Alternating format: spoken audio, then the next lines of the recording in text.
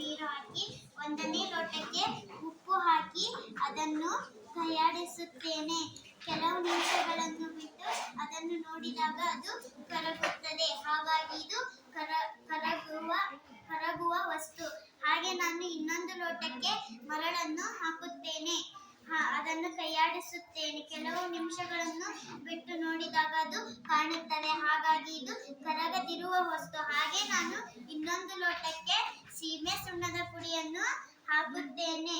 ಅದನ್ನು ಕೈಯಾಡಿಸುತ್ತೇನೆ. ಇದು ಕಾಣುತ್ತದೆ. ಹಾಗಾಗಿ ಇದು ಕರಗದಿರುವ ವಸ್ತು.